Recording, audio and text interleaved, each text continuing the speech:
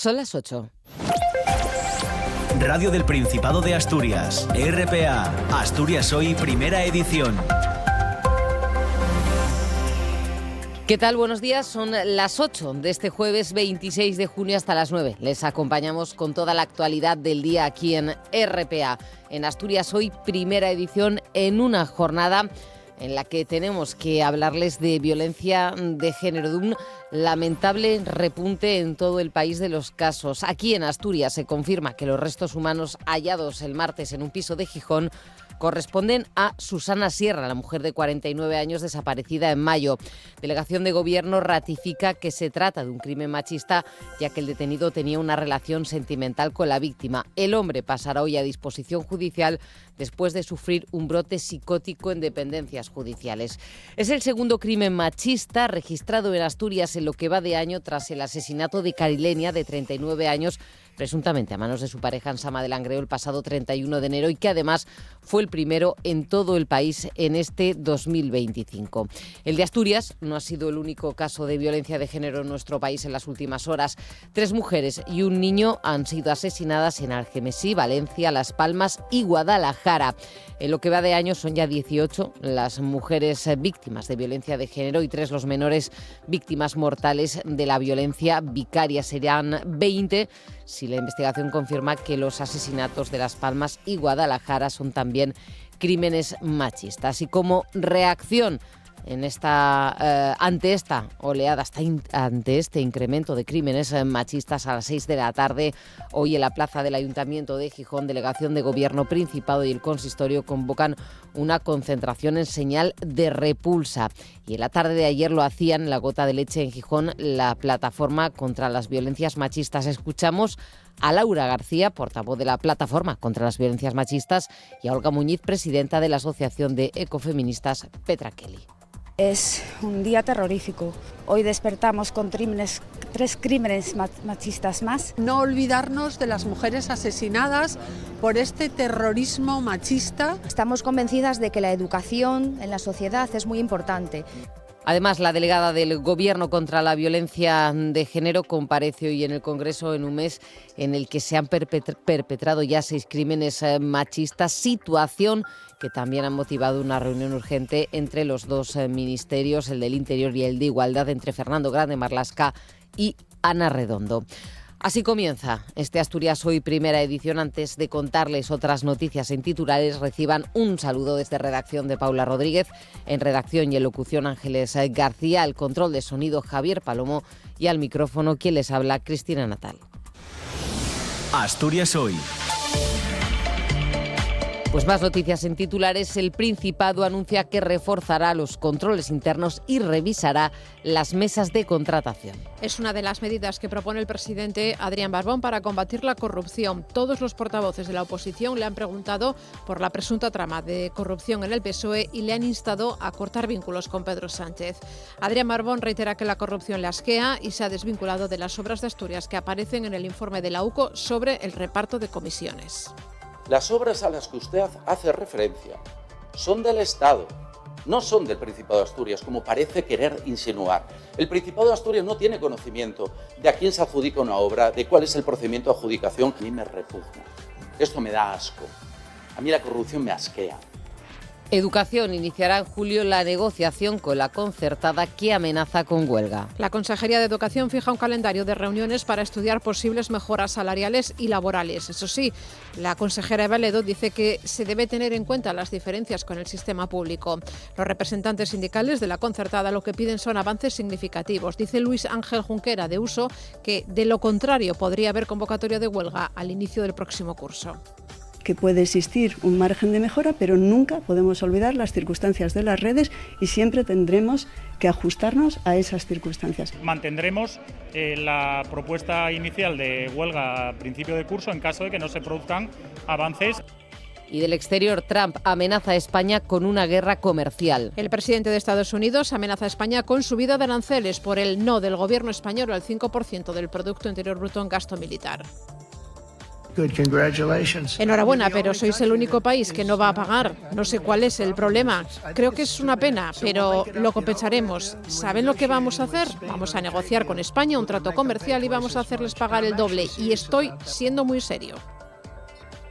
El tráfico. Y les contamos cómo se circula ahora por las carreteras asturianas de GT. Buenos días. Muy buenos días, ¿qué tal arranca esta jornada de jueves? Y situación bastante tranquila en toda la red de carreteras asturianas. Tan solamente van a encontrar tráfico en aumento hacia la capital de provincia y hacia los principales núcleos urbanos, pero por el momento sin grandes retenciones. Les recordamos que hay unas obras de mejora en la carretera A8, en el entorno de Tresvilla, que pueden complicar el estado de la circulación ya en ambas direcciones. Bueno, pues continuamos con información de tráfico local. No nos cogen el teléfono, no logramos contactar ni con Oviedo ni con Gijón, así que nos vamos directamente a Avilés. Policía local, buenos días. Hola, buenos días. ¿Qué tal se circula? Pues por el momento tenemos un tráfico fluido y sin ninguna incidencia. Gracias. El tiempo. La previsión para las próximas horas nos las trae David Arango. Buenos días. Hola, muy buenos días, Cristina. Hoy la situación meteorológica es totalmente diferente a la de ayer. Ayer, tormentas, lluvias intensas, aviso amarillo por estas dos circunstancias en toda Asturias. Hoy esperamos ambiente soleado durante todo el día. Va a quedar además prácticamente despejado hacia la costa oriental. Y además las temperaturas suben un poco, solamente en el suroccidente y en la cordillera, donde podríamos ganar hasta 3 y 4 grados en las máximas. Mañana tendremos una nueva jornada de sol con temperaturas que ya subirán de forma generalizada y el fin de semana continuaremos hablando de tiempo típico de verano.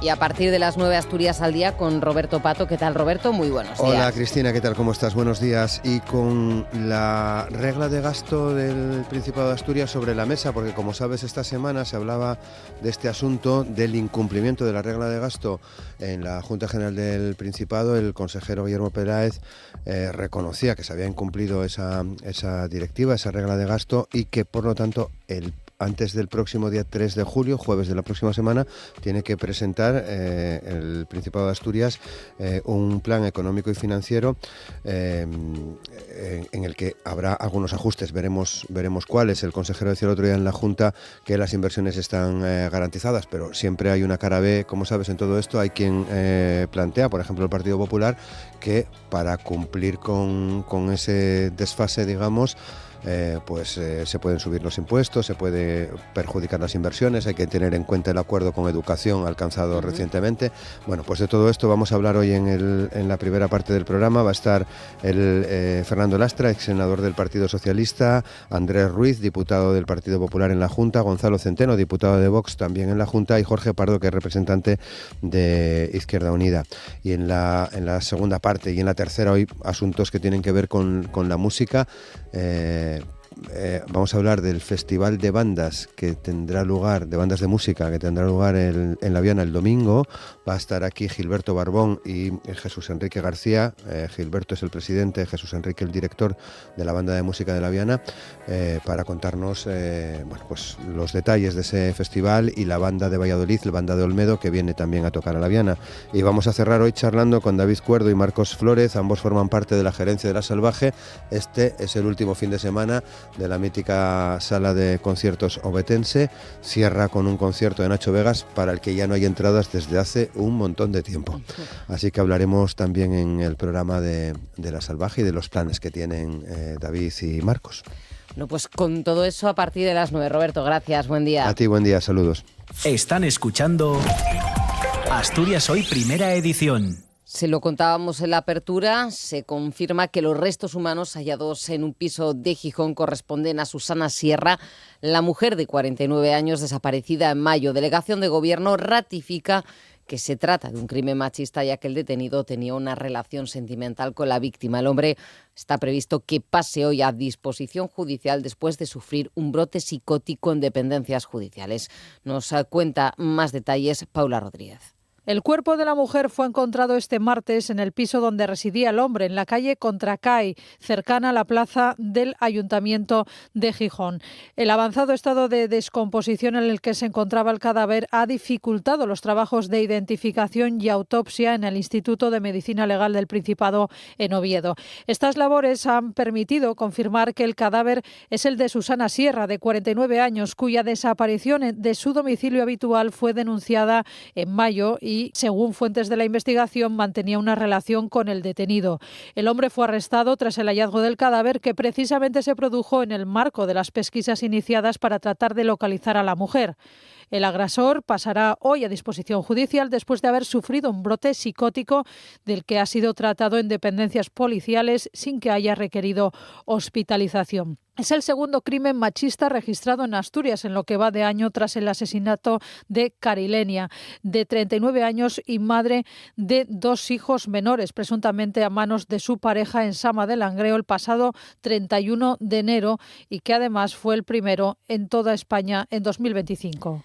El de Asturias no ha sido el único caso de violencia de género en España en las últimas horas. Además, otras 3 mujeres y un niño fueron asesinadas en Algemesí, Valencia, Las Palmas y en Guadalajara. En Algemesí, Valencia, un hombre de 34 años mataba a su pareja y al hijo de ambos de 3 años. Los hechos ocurrían en la madrugada del miércoles tras una discusión familiar en un domicilio.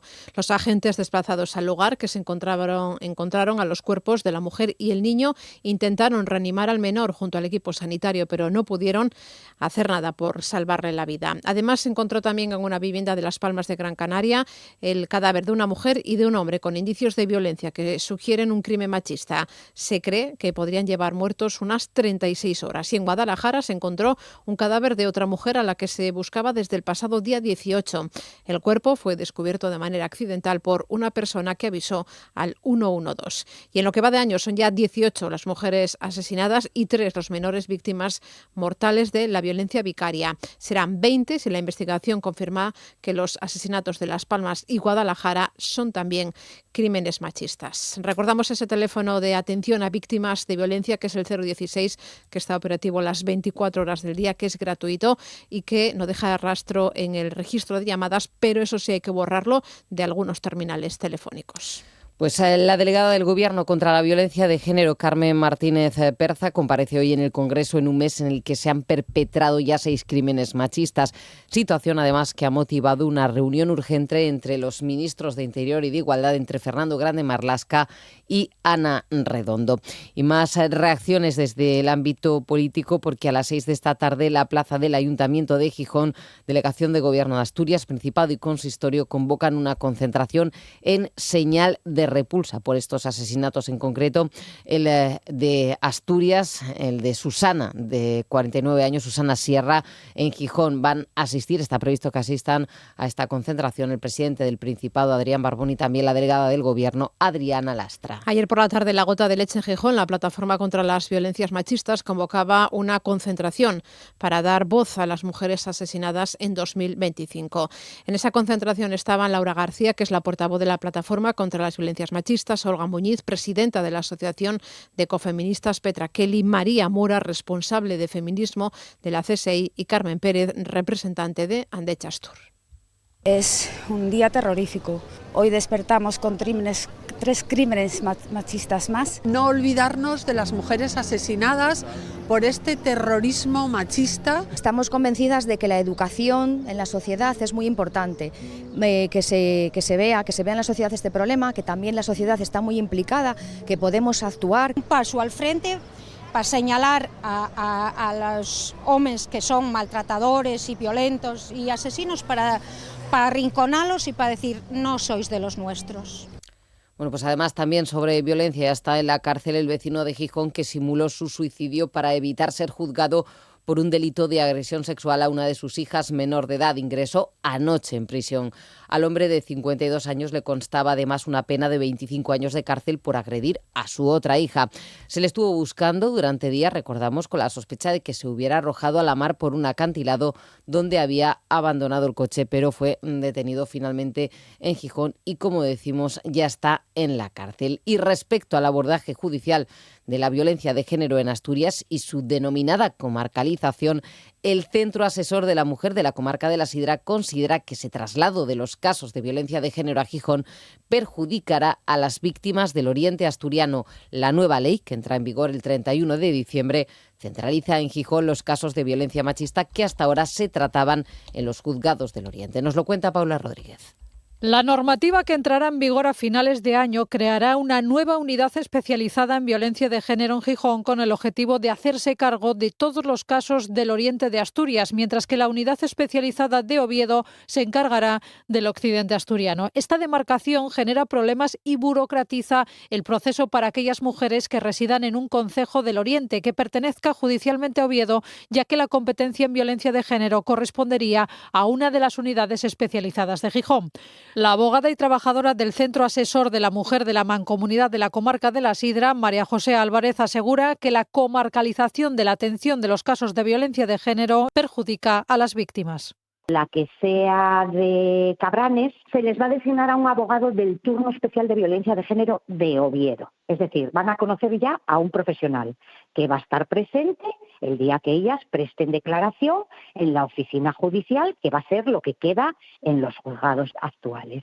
¿Qué ocurre? Que después la competencia la va a asumir esa unidad de violencia de Gijón. Para las de Villaviciosa no hay problema, pero aquellas usuarias del resto de los municipios que son competencia del juzgado de Oviedo van a tener que solicitar la designación de un nuevo profesional que trabaje en el área del Colegio de Abogados de Gijón. La entrada de la nueva ley supondrá que las víctimas tengan que desplazarse a Gijón desde todo el oriente de Asturias y genera más costes económicos a las mujeres víctimas de violencia machista. Recuerda que Asturias carece de una red de transporte público frecuente que conecte de manera fluida los concejos del oriente de Asturias con Gijón. Desde los servicios que atendemos a mujeres víctimas de violencia de género salen muy perjudicadas y, sobre todo, desplazamientos. No es lo mismo desplazarte de Colunga a Villaviciosa para diligencias judiciales que desplazarte a Gijón. ¿Cómo hace una mujer, por ejemplo, de Ponga para llegar a Gijón,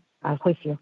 Entonces, si hubiese buenos medios de comunicación, si hubiese servicios para favorecer que las mujeres puedan llegar a esa oficina o a esa unidad de violencia, perfecto. Pero es que no los hay, no hay transporte público. ¿Cómo van a hacer esas mujeres? Que además se van a tener que enfrentar a el cambio de un profesional en temas tan delicados como violencia de género. La abogada también hace hincapié en la necesidad de las unidades especializadas en violencia machista y en la formación de los actores que intervienen en un juzgado de violencia de género, pero asegura que estas instituciones deben ser más cercanas a la ciudadanía para que las víctimas no se vean perjudicadas por las distancias y malas comunicaciones que existen en Asturias. Pero ¿qué más me da si al final es eso que las puede beneficiar?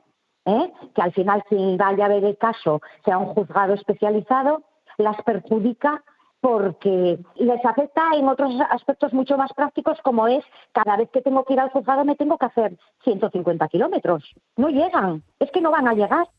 Pues también Comisiones Obreras alerta sobre la comarcalización de las secciones de violencia sobre la mujer. Dice que supondrá que en muchos casos las víctimas tendrán que desplazarse varias decenas de kilómetros hacia Oviedo o Gijón, como hemos escuchado. Dicen que se pone así en riesgo su seguridad y critican que la atención por videoconferencia pierda toda inmediación y cercanía necesaria en estos procedimientos, dificultando que las víctimas puedan describir su situación y necesidades con la intimidad y el apoyo que lo requiere. El sindicato asegura que el nuevo Real Decreto aleja la justicia de las personas necesitadas de su tutela, dificulta el camino a su consecución y, por tanto, nunca es una buena solución. Daniel Alonso, que es el coordinador del sector de Administración de Justicia de Comisiones Obreras en Asturias, dice que esta nueva ley revictimiza y que constituye un desincentivo para la denuncia. Alejar la justicia de las personas necesitadas de su tutela nunca es una buena solución. Además, cuando esa persona es especialmente vulnerable por ser víctima de una violencia que constituye una lacra social, es además revictimización y constituye un desincentivo para la denuncia. Para Comisiones Obreras, la mejora de la atención judicial a las víctimas de violencia sobre la mujer pasa por compatibilizar la cercanía y la especialización de los órganos judiciales y su personal. Defienden que las víctimas de violencia sobre la mujer sean atendidas por los jueces y las juezas de los partidos judiciales en que residen, de forma personal y directa y de la forma más rápida posible. Comisiones Obreras exige a la Administración del Principado de Asturias que en cada tribunal de instancia existan equipos de personal especializado en materia de violencia sobre la mujer. Asturias Hoy, primera edición. Noticias. Son las 8 y casi 20 minutos de la mañana. También en clave de tribunales, el juzgado de lo penal número 5 de Gijón dicta una orden de prisión provisional comunicada y sin fianza para 4 personas detenidas por un cargamento de 304 kilos de cocaína. El grupo de estupefacientes de la comisaría de Gijón llevaba desde hacía tiempo siguiendo los pasos del grupo criminal que se dedicaba supuestamente a la introducción de alijos en Asturias. Ingresan en prisión provisional como presuntas autoras de un delito de tráfico de drogas y pertenencia a organización criminal. Además, a una de ellas se le imputa un delito de tenencia ilícita de armas y falsedad documental.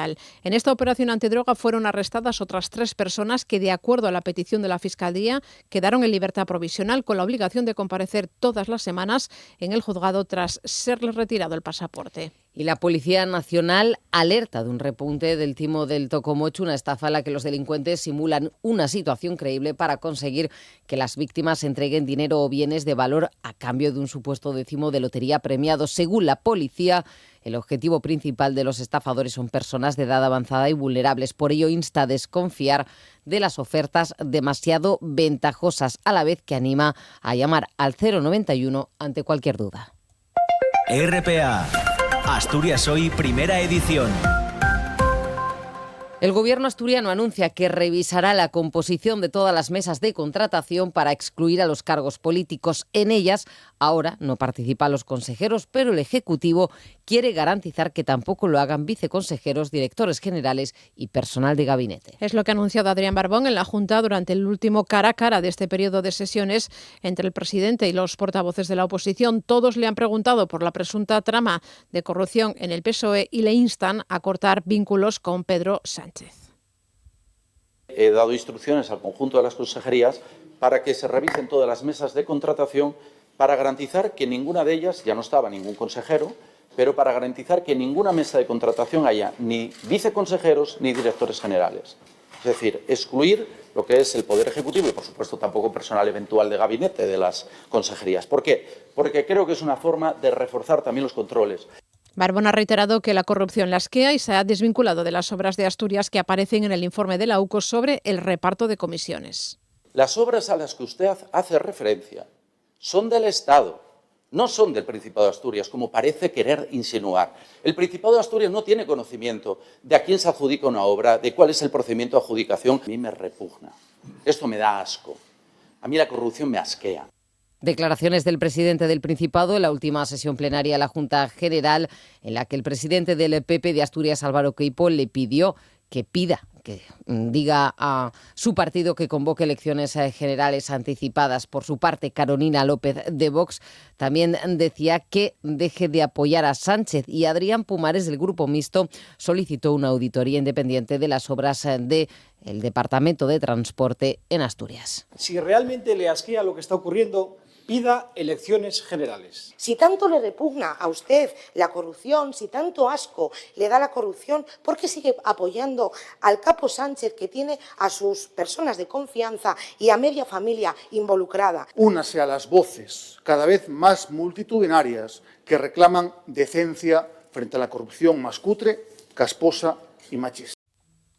Bueno, pues además en ese pleno en el Parlamento asturiano se hablaron de otros asuntos y se votó, en este caso, una proposición de ley del PP para aplicar rebajas en la tarifa autonómica del impuesto sobre la renta de las personas físicas, una proposición que fue rechazada esta rebaja en el IRPF. La propuesta contaba con el criterio desfavorable del Consejo de Gobierno. El diputado del Partido Popular, Andrés Ruiz, proponía una medida que tribute menos y que se paguen menos impuestos. Y desde el PSOE, Ramón Fernández Huerga insistía en que los populares quieren perjudicar a quienes más necesitan de lo público y beneficiar al 10% más rico.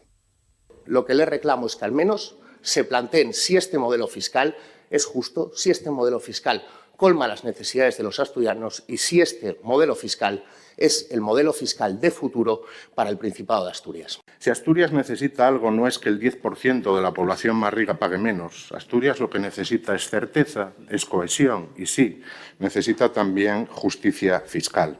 Y en el ámbito económico, sobre la OPA del BBVA a Sabadell, Comisiones Obreras de Asturias recela de las condiciones marcadas por el Gobierno. El responsable de la sección sindical en el Banco Sabadell, Justo Manuel Ruiz, mostraba su incertidumbre en declaraciones a RPA y no descarta que el BBVA mantenga la OPA. Ruiz cree que si se mantienen las actuales condiciones, solo se aumentarían los riesgos.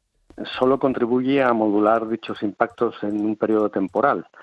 Lo que vaya a hacer el BBV no lo sabemos, pueden ser varias cosas, pero en el fondo lo que pasaría si sigue la operación es que habría un marco temporal mayor, pero no impediría los riesgos a largo plazo que generaría la operación. Bueno, pues de una empresa a otra, en este caso les hablamos del BBVA, que sigue analizando la decisión, como decimos, del Gobierno de autorizar su oferta de compra al Banco Sabadell con la condición de que en los próximos 3 años no haya una fusión y tendrá que decidir si sigue adelante con su plan y traslada su oferta a los accionistas del Banco Catalán. La dirección del BBVA por el momento no aclara si va a seguir adelante con esa operación o si va a recurrir al Tribunal Supremo la decisión del Ejecutivo Central. El máximo responsable del BBVA en España, que es Pello Belaustegui-Goitia, no ha querido aventurar cuándo tomarán una decisión, aunque ha avanzado que serán las próximas fechas. Es nuestro deber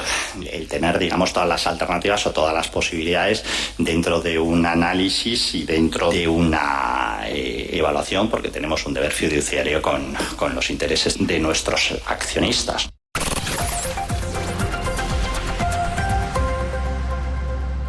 Ocho y 26 minutos, vamos con más asuntos. Educación va a convocar a mediados de julio una mesa de negociación con la concertada. Es lo que ha transmitido la consejera del ramo a 3 de los sindicatos en su primer encuentro tras tomar posesión de su cargo, recordamos, en sustitución de Lidia Espina. En Asturias existen en la actualidad un total de 64 centros de enseñanza concertada en los que trabajan entre 2.500 y 2.700 docentes. El compromiso de la consejera es estudiar mejoras en las retribuciones salariales, pero, añade Valedo, teniendo en cuenta las diferencias con el sistema público. Entiendo, hemos estado estudiando estos días que puede existir un margen de mejora, pero nunca podemos olvidar las circunstancias de las redes y siempre tendremos que ajustarnos a esas circunstancias. En ese sentido, me parece que existe un margen de negociación que puede suponer ese compromiso que hoy he adquirido, pero no olvido que las circunstancias de cada red son diferentes y hay que tenerlas presentes. Los representantes de los trabajadores esperan que se responda a sus peticiones de esa homologación salarial con otras comunidades y con la educación pública. En caso contrario, adelantan, el curso comenzaría en septiembre con huelga. Francisco García es de Otecas, Luis Ángel Junquera de Uso y José López Sela de la FSI. La huelga es una medida que los trabajadores tenemos derecho a usar cuando no se nos escucha. Ahora vamos a escucharlos, vamos a hablar y si salimos de allí sin que nos escuchen, mantendremos la propuesta inicial de huelga a principio de curso en caso de que no se produzcan avances. Que empezara por una subida similar a los que han tenido nuestros compañeros de la sanidad pública, porque claro, no se entendería que con peores sueldos no tuviéramos esa subida, o sea, eso sería, si no, estaríamos caminando hacia atrás. Pues reunión de Eva Ledo, de la consejera de Educación, ayer con la concertada. Hoy lo hará de forma telemática con las direcciones de infantil y primaria. Después lo hará con las de secundaria y resto de enseñanzas. Y vamos de la educación a la sanidad, porque el sindicato de enfermería SATSE ha convocado para hoy concentraciones en hospitales de varios puntos del país, donde enfermeras y fisioterapeutas reclaman al Gobierno que ponga fin al recorte que sufren en sus pagas extraordinarias desde 2010. Serán esas concentraciones a las 11 de la mañana en el caso de Asturias ante Luca. Bajo el lema de nuestra extra, que no se coman ni un euro, las enfermeras y fisioterapeutas denuncian que lleva 15 años cobrando una media de 700 euros menos al año en sus 2 pagas extraordinarias. La secretaria autonómica del SAPSE, Belén García, recuerda que el Gobierno recortó en junio de 2010 las pagas extra a los trabajadores del sector público como una medida extraordinaria, fruto de la crisis que sufría el país y con el compromiso de que acabaría cuando la economía del país volviera a crecer. El tiempo ha pasado y el personal estatutario y funcionario de todos los grupos A1 y A2 siguen con la paga recortada. Que se nos diga que no hay dinero para lo que nos pertenece, para lo que es nuestro. Es que no estamos pidiendo ninguna subida de sueldo ni nada que no sea nuestro. Es algo que se nos recortó, que repito, nos dijeron que era una medida extraordinaria y temporal hasta que la crisis se superara. Y han pasado 15 años y no se ha hecho nada porque se nos devuelva lo que es nuestro. En las concentraciones se va a reclamar al Gobierno que en la próxima Ley de Presupuestos Generales del Estado se incluya la recuperación del importe íntegro de estas pagas extraordinarias para todos estos profesionales, en este caso de la sanidad pública. Pedirles que apoyen que se rectifique en los presupuestos generales del Estado. Todos son conocedores de esto y todos miran hacia otro lado. Por eso estamos tan indignados, porque siempre son buenas palabras, pero falta de hechos.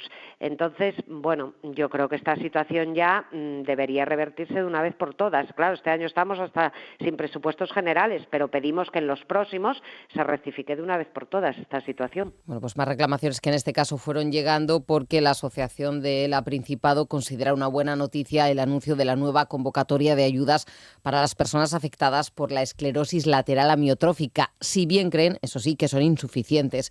La nueva dotación de 2,1 millones de euros eleva el importe máximo de la ayuda de 15.000 a 20.000 euros. Asturias se considera una zona de alta incidencia con entre 35 y 45 nuevos casos diagnosticados cada año. Se estima que hay en el Principado 117 personas que padecen ELA. Afecta más a hombres que a mujeres y ahora esta nueva convocatoria de ayudas del Principado llega después de 2 años de negociaciones. En el programa de RP Asturias al Día, la presidenta de la Asociación ELA Principado, María José Álvarez, decía que es una gran noticia su aprobación, si bien lamenta que a nivel estatal la ley no esté funcionando. A mí me parece perfecta. Es verdad que tampoco es la panacea, pero bueno, de no tener nada al enfermo que llega, tener una ayuda de 15.000 euros al que está en grado 2, 17 y al que está en grado 3, 20, soluciona una parte de las ayudas a la familia, porque lo que es la ley y la estatal hoy por hoy no va a funcionar. Y este miércoles 25 de junio se cumplieron 4 años de la aprobación de la Ley de la Muerte Digna. En Asturias, unas 80 personas se han acogido a esta norma durante este tiempo para poder recibir así la eutanasia. A nivel nacional, la cifra se sitúa alrededor del 1 millar de personas que solicitaron la ayuda para morir. El balance de la ejecución de la normativa es bueno, según la Asociación del Derecho a Morir Dignamente, pero tiene margen de mejora, sobre todo en el cumplimiento de los plazos para nombrar al médico responsable del proceso. En Asturias hay un 37% de quienes solicitan la eutanasia que mueren antes de recibirla, pero eso sí, el 26% de las personas que solicitan una prestación de ayuda para morir lograron la autorización. Lo apunta Javier Amaro, que es el presidente de la Asociación de Derecho a Morir Dignamente en Asturias. Hoy por hoy podemos decir que en Asturias hay los suficientes recursos y los suficientes derechos como para las personas puedan decidir su propio final de una manera digna. Estamos teniendo, por ejemplo, muchos casos de personas que fallecen antes de poder tener resuelto si tienen derecho a esa prestación. Y en muchos casos es por los plazos. Es verdad que en otros casos es porque la pedimos tarde. En una entrevista en TPA Noticias recordaba Javier Amaro que para solicitar la eutanasia es necesario disponer del testamento vital que se solicita en los centros de salud. Ahí es donde se define cómo queremos afrontar el final de una vida. Solo un porcentaje muy escaso de ciudadanos en Asturias, un 17 por 1000, dispone de este documento. RPA, Asturias Hoy, primera edición.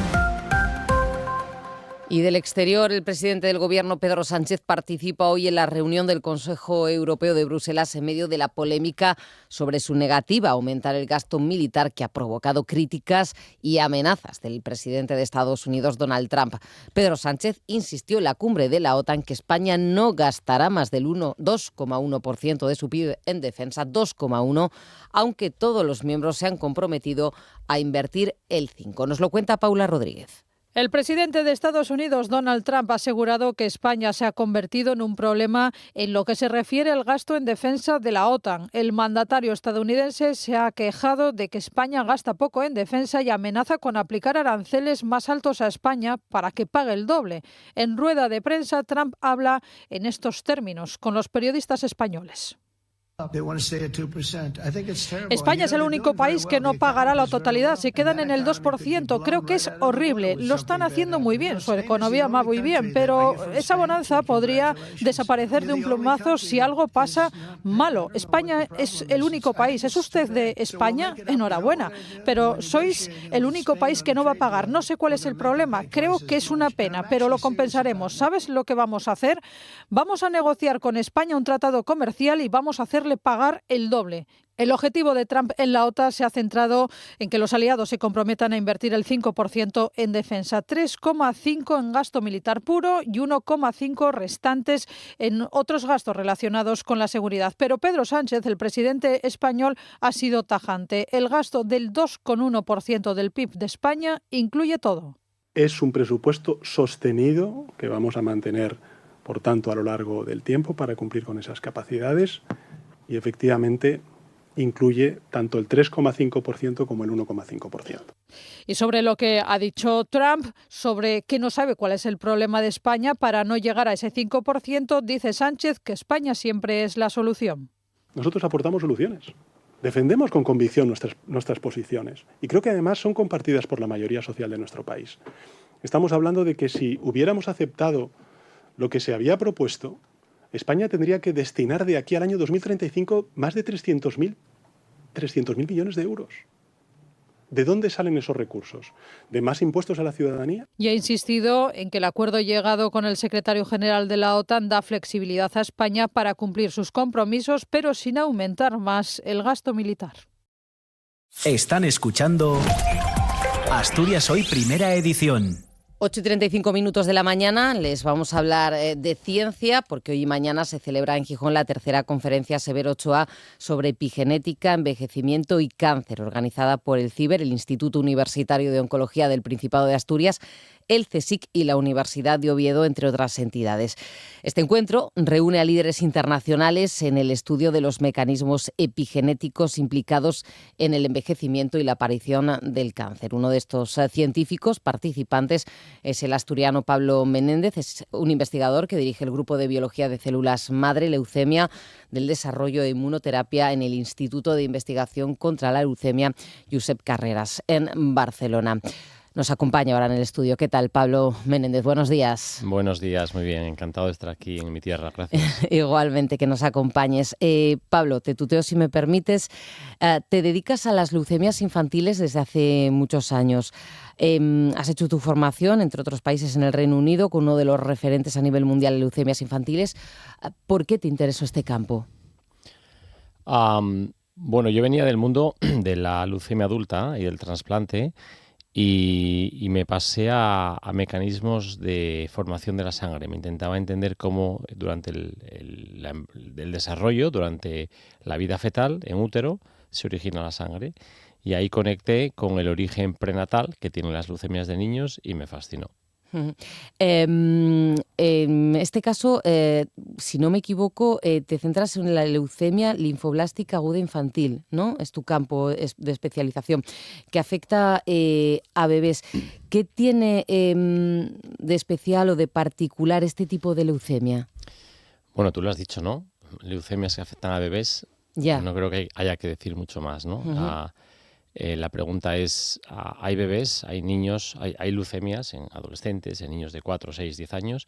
Pero hay un subtipo muy interesante en bebés menores de 1 año, que es lo que llamamos infantil más que pediátrico, y lo llamamos un outlier. Esto significa que es algo fuera de lo común, ¿no? Es una leucemia que aparece en los primeros años de vida, primeros meses de vida, y sobre todo que a nivel mutacional es muy silenciosa, es decir, no tiene mutaciones. Entonces, el tema es, ¿no? Cuando estamos expuestos, es la charla de estos días aquí en Oviedo, ¿no? En Gijón, perdón. Cuando estamos expuestos a exposiciones y vemos cáncer adulto tan común asociado a la edad, a exposiciones, a envejecimiento, ¿cómo pueden tener estos niños estas leucemias sin mutaciones a los 4, 6, 8 meses de vida, ¿no? Entonces me pareció un nicho espectacular para entender y estudiar, ¿no? Claro, porque estamos hablando de unas jornadas que hablan de los mecanismos epigenéticos implicados en el envejecimiento y la aparición del cáncer. Lo mencionabas antes, lo raro de hablar, ¿no? De una leucemia, de un cáncer en una personita, en un bebé de tan poco tiempo, de tan poca edad. Porque las mutaciones, ¿cuándo en teoría se estudia, se empiezan a dar? Vale, a ver, te contesto cosa a cosa. Vale. Primero, yo creo que yo estoy aquí, he venido a este meeting, a esta reunión, que hay gente muy buena y grandes profesionales. ¿Sí? Yo creo que por ser asturiano, una cosa, pero segunda, precisamente por esto, ¿no? Porque todo el mundo habla de envejecimiento y cáncer, ¿no? Y nosotros, en pediatría, decimos que obviamente el cáncer en adultos es una enfermedad del envejecimiento, pero los niños no envejecen, crecen. Entonces, el cáncer pediátrico es una enfermedad del crecimiento, no del envejecimiento, ¿vale? Entonces, por eso hay unos tumores que se asocian a diferentes etapas del crecimiento. Es común ir por la calle y verte un niño con una pierna amputada, ¿no? Adolescencia, osteosarcoma de libro. Pues hay unos tumores que aparecen en momentos, pubertad, infancia, etcétera, ¿no? Y por eso yo creo que estamos aquí, ¿no? Aportar nuestras migas, ¿no? Los niños tienen cáncer y no hay envejecimiento, hay crecimiento. Son organismos que se están desarrollando. No olvidemos que en útero, que es cuando empieza esto, en 9 meses pasamos de una célula, desde que hay una fecundación a una célula, a los 9 meses de vida, esa célula pesa 3,5 kilos y ha crecido 60 centímetros. No conoces a ningún animal, a ningún organismo que en 9 meses crezca 55 centímetros. Entonces, cuando vamos por la calle y veamos a chicos de 17, 18 años, 16, 17, 18, hay que explicarles que dejan la pediatría y pasan a la hematología, a la oncología clínica, y que ya no son niños, ya son adultos, ya no crecen más. En el momento que el organismo deja de crecer, dejamos la pediatría y pasamos a otra disciplina. Entonces se pasa a envejecer. Y exacto, a partir de los 17, una vez que dejamos de crecer, biológicamente, queda feo decírselo a chavales de primero de medicina, pero yo soy en clase, ya no crecemos, ¿vale? Como individuos somos diferentes, ya no crecemos, envejecemos.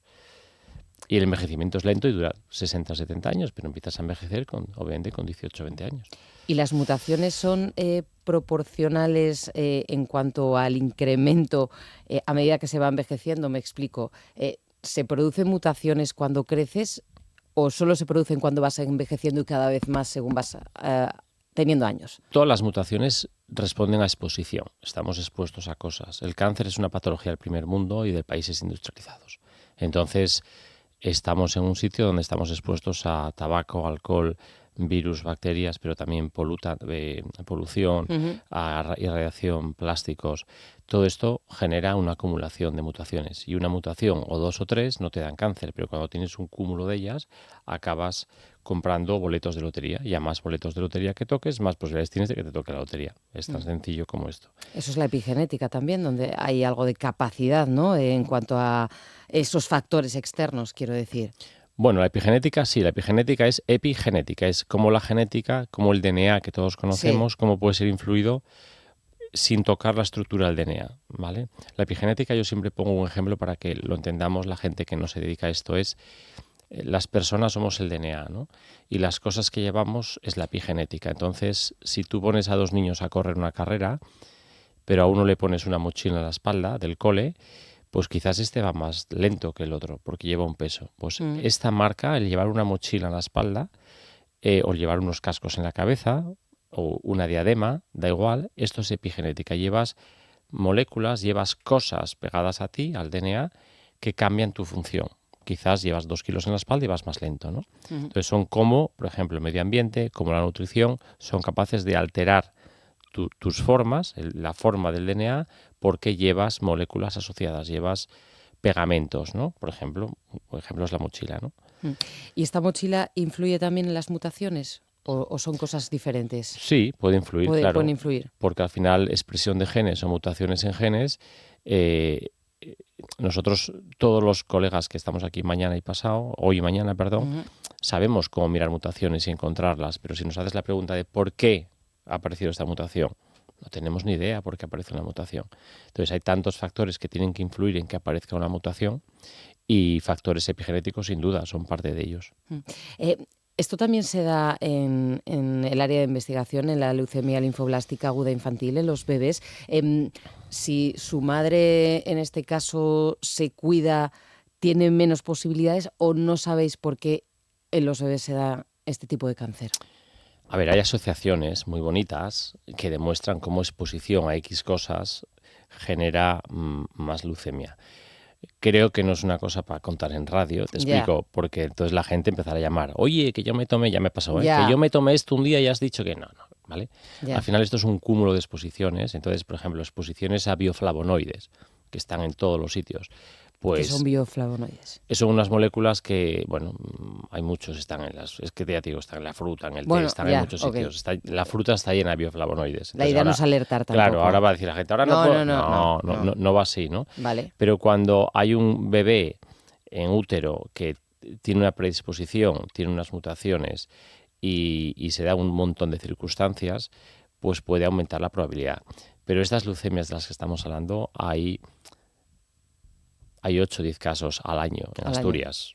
¿En Asturias? Claro, por ejemplo, ¿no? Sí. Entonces, es muy poco frecuente. Entonces, como os podéis imaginar, es muy sencillo, ¿no? Entender que la cantidad de eventos moleculares, celulares y epigenéticos que tienen que coincidir en una célula concreta para que haya leucemia es muy improbable, ¿vale? Claro. De ahí me imagino el nicho de estudio que había, ¿no? Que decías. Claro, exacto. Sí. Sí, que me imagino que entonces esto va en proporción también a la inversión en investigación científica.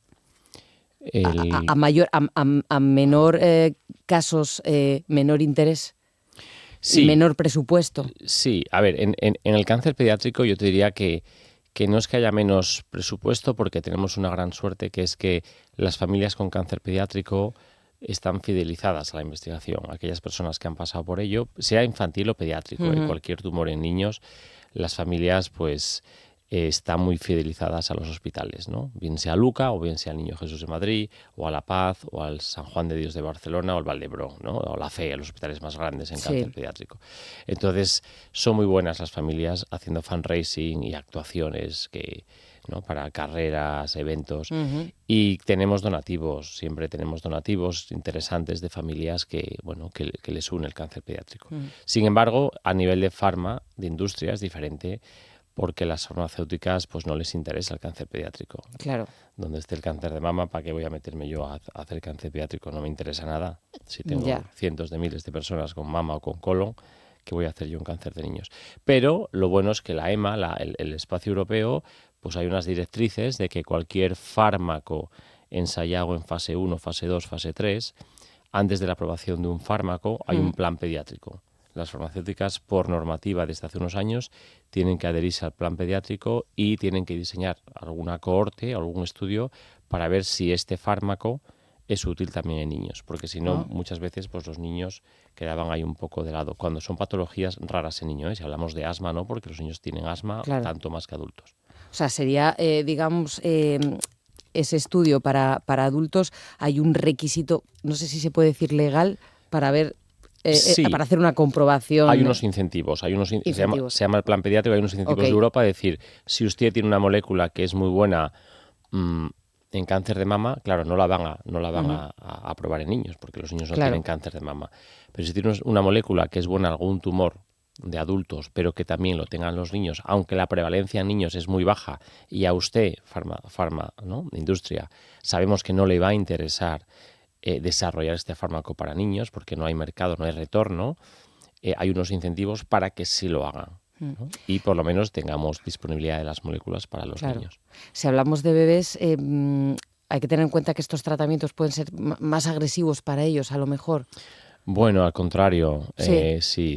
Yo creo que las leucemias en niños estamos en tasas de supervivencia muy buenas, del 90%, y en adulto no. La razón es la contraria, es que a los niños les puedes dar toda la caña que quieras. Las dosis de quimioterapia que se le da a los niños no la toleramos los adultos. Claro, son plásticas, son muy plásticos, son muy flexibles, ¿no? Entonces a un niño le puedes dar lo que llamamos altas dosis de quimio, que a personas a partir de 50-55 con comorbilidades no puedes darles. Entonces, ¿por qué curamos más niños que adultos? Porque podemos aumentar muchas dosis de cosas muy fuertes que les damos, ¿no? Y esto al final, pues parcialmente es más curativo. Eso en cuanto a los tratamientos, pero para el estudio previo es más difícil hacer bebés que tienen 4, 6, 8 meses porque han estado lógicamente en el feto. Quiero decir, es más complicado llegar a ellos si, por ejemplo, no se guarda una muestra de cordón umbilical u otras cuestiones. No te he entendido bien la pregunta. Quiero decir, si es más fácil darles tratamientos, en ese sentido, como buena noticia, ¿no? Digamos que ellos son plásticos, aceptan mejor los tratamientos. Ahora me voy al estudio. ¿Es más difícil en su caso, al ser tan pequeños, tener referencias obviamente anteriores para hacer una comparativa y poder investigar por qué les está pasando esto, o de dónde viene, o si no tiene, no sé si el cordón umbilical os da datos también en este sentido, si no se llega a guardar? La pregunta es esa. ¿Es más difícil investigar o estudiarlos al ser tan pequeños? Vale, no es más difícil, es igual o más fácil. De hecho, accedemos mucho a cordón umbilical, a las tarjetas de Guthrie, a la prueba del talón. Sabes que en España se hace la prueba del talón a todos los niños y esa sangre queda almacenada. Y estos estudios, este material se usa mucho para entender la etiología, ¿no? Para entender cuándo aparece la leucemia, en qué célula aparece la leucemia. Y tenemos trabajos bonitos hechos, ¿no? Con gente incluso aquí de Asturias entendiendo esto, ¿no? Cuándo aparece la leucemia, qué mutaciones son prenatales, ocurren en útero, cuáles son postnatales. Y para esto utilizamos estas herramientas y también utilizamos, que es el modelo más bonito y que es difícil, pero que cuando accedemos son trabajos muy bonitos y da mucha información, los gemelos monocigóticos. Hay casos de gemelos que uno de los niños tiene cáncer, ¿no? Entonces seguir al hermano es una oportunidad única para entender cómo dos individuos con el mismo ADN pueden llegar a desarrollar leucemia uno o el otro no, o incluso los dos leucemia muchas veces, pero con latencias. Uno desarrolla leucemia hoy y el otro 3 años después, ¿no? Y estos 3 años es una ventana excepcional para entender qué ha pasado en 3 años para que uno haya tenido la leucemia 3 años antes, qué mutaciones tenía ya que el otro ha necesitado 3 años más para adquirirlas, ¿no? Y con las nuevas tecnologías, el Big Data, ¿es más fácil ahora cruzar datos entre centros de investigación y avanzar más rápido, de forma más eficaz? Sí, sin duda, el Big Data y la inteligencia artificial, todo esto está cambiando el paradigma y ha llegado para quedarse. Esto al final no es más que entrenar al sistema. Tú tienes que entrenarle al sistema, a un ordenador, a un macroordenador, a darle datos hasta que se lo sepa. Entonces llegará un día que cuando lo hayas dado, ya se está haciendo en los radiólogos de los hospitales, cuando un ordenador te lea cientos de miles de imágenes de PET o de TAC o de radiografías, el ordenador te va a decir, el tumor está aquí, mide esto, el paciente es de Quirós, se llama tal y va a vivir 30 años o 12 años, ¿no? Porque es un machine learning, tienen toda la información. Es un poco el GTP Chat que usamos o usan nuestros niños, ¿no? Sí. Yo le pregunto a GTP Chat algo y me va a contestar porque tiene toda la información de Google, ¿no? Y ahí estamos llegando. El problema con el Big Data y estas cosas, yo te diría que somos más las personas y las instituciones y los hospitales y las comunidades, que cada uno se monta su ego, su cortijo, compartir nos cuesta, ¿no? Su burocracia, ¿no? Claro, es más esto humano que el dato per se, ¿no? Porque si compartiéramos más, sería más fácil, lógicamente, cruzar todo lo que hemos avanzado en investigación. Si compartiéramos más, claro, facilitáramos más, ¿no? Y tuviéramos todos, quizás yo el primero, pues menos, ¿no? Menos yo, y fuéramos, ¿no? Entendiéramos que todos los datos son de los pacientes, no son nuestros, ¿no? Pues todo iría más rápido, claro. Pablo, hace unas semanas te concedieron la beca de la Fundación Fero y la Fundación Aladina en Cáncer Pediátrico. ¿Qué importancia tienen este tipo de ayudas?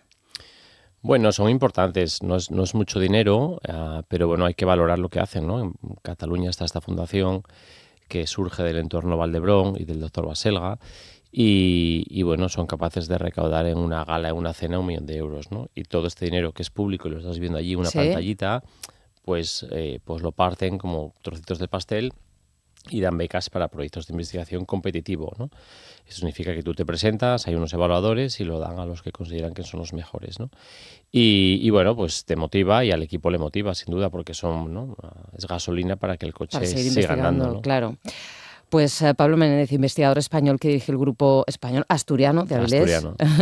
Avilés Gijón, ¿eh? Bueno, sí, pues sí. Avilés Gijón, asturiano en cualquier caso, que participa en esta tercera conferencia de Severo Ochoa sobre epigenética, envejecimiento y cáncer, director del grupo de biología de células madre, leucemia del desarrollo e inmunoterapia en el Instituto de Investigación contra la Leucemia Josep Carreras en Barcelona.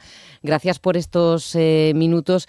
Y siempre le decimos a los investigadores enhorabuena por vuestro trabajo y que sigáis así porque es fundamental. Gracias. Muchas gracias a todos vosotros. Gracias, Pablo. Un abrazo. En Asturias Hoy, primera edición, Deportes. Cambiamos totalmente de asunto y nos vamos con la información deportiva. Diego Domínguez, buenos días. ¿Qué tal? Buenos días. Santiago Colombato seguirá jugando en el Real Oviedo en Primera División. El Club León va a prorrogar el contrato de cesión con los azules por una temporada más. Es una petición expresa de Paunovic, que aún no ha renovado su contrato, pero que ya trabaja codo con la dirección deportiva. Un Real Oviedo que iniciará la pretemporada a mediados del próximo mes de julio. La idea del club es realizar un stage de pretemporada en San Pedro del Pinatar, al igual que el curso pasado, aunque no se descarta un nuevo destino que podría ser incluso fuera de España. Recordemos también que el próximo 31 de julio está previsto la disputa en el Carlos Tartiere de un triangular veraniego con motivo del centenario del club ante el Villarreal y el Génova. Por otro lado, la nueva campaña de abonados del Real Oviedo, que será presentada la primera semana del mes de julio, premiará la antigüedad. Los azules quieren superar los 25.172 abonados del pasado curso. Después de cerrar el fichaje de Gelaber, que se hará oficial a finales de este mes, el Sporting se centra en la línea defensiva y en la continuidad de Rubén Yáñez. La situación de los centrales, Adrián Pica del Alavés y Pablo Martínez del Depor, se dilatan. El primero cuenta con una propuesta del Mirandés y la proximidad entre Miranda y Vitoria podrían hacerle decantarse por el equipo de Andúba, una entidad que conoce bien tras su paso por el filial. Por otro lado, la Fiscalía pide 1 año y 10 meses de prisión para el aficionado que insultó al jugador del Elche Mambo Diaby en el Molinón el pasado mes de enero. Además, tendrá que indemnizar al futbolista con 3.000 euros por daños morales. El Real Avilés ya ha presentado su campaña de abonados para la temporada de su estreno en Primera Federación. Bajo el lema Parte de ti, los abonos han sufrido un aumento de precio de en torno al 26% en todas las categorías. Hasta el próximo 13 de julio los aficionados podrán llevar a cabo las renovaciones y las nuevas altas se abrirán a partir del día 16. Además, el club blanquiazul sigue avanzando en la confección de su plantilla y está cerca de cerrar la incorporación del extremo Berto Callarga, procedente del Real Unión de Irún. En Segunda Federación, el Real Oviedo ha llegado a un acuerdo con el centrocampista Curro Muñoz para que se convierta en nuevo jugador del Vetusta, un futbolista que llega procedente del Salamanca y que cuenta con experiencia en Primera Federación. Y volvemos a Avilés porque la Casa de la Cultura de la Villa del Adelantado acogió ayer la 4ª edición de la Gala Fundavi, en la que se han entregado los premios y las becas por logros deportivos. El jugador de balonmano y medallista olímpico Abel Serdio recibió el premio Fundavi de Honor.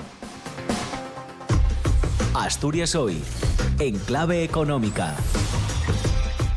Y miramos al mercado esta mañana, otra más de geopolítica, y lo hacemos con Renta 4. Eloy Calzón, ¿qué tal? Muy buenos días. Hola, ¿qué tal? Muy buenos días. Bueno, declaraciones de Trump, cumbre de la OTAN. ¿Esto cómo ha impactado en los mercados?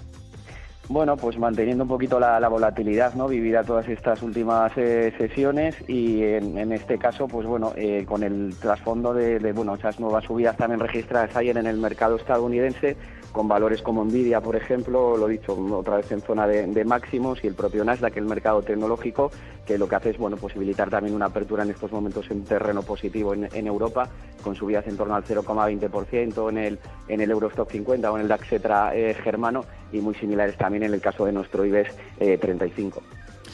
Esto en cuanto a este impacto, hay más anuncios del día como la OPA del BBVA sobre Sabadell, esas condiciones del gobierno. ¿Esto también ha afectado de alguna forma al mercado?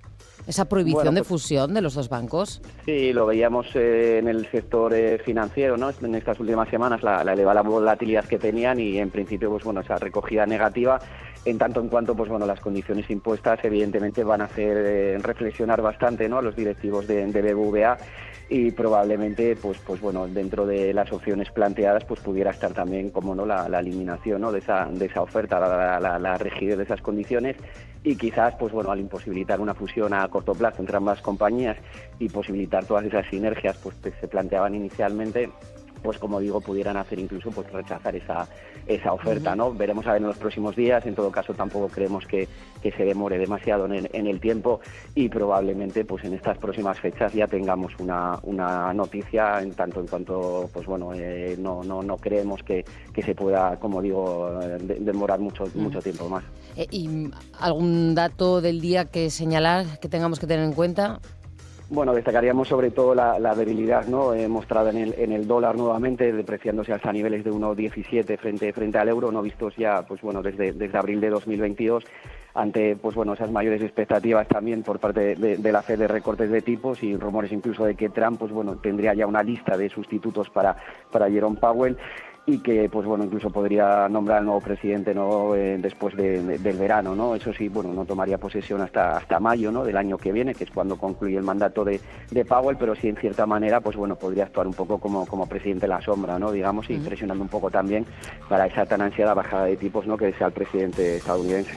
Pues Eloy Calzón, con la actualidad de los mercados de Renta 4. Muchísimas gracias, Eloy, buen día. Muy bien, un placer igualmente. Con los Chemical Brothers nos vamos hasta las 9, tal día como hoy en el 95 salía su primer disco. Buen día.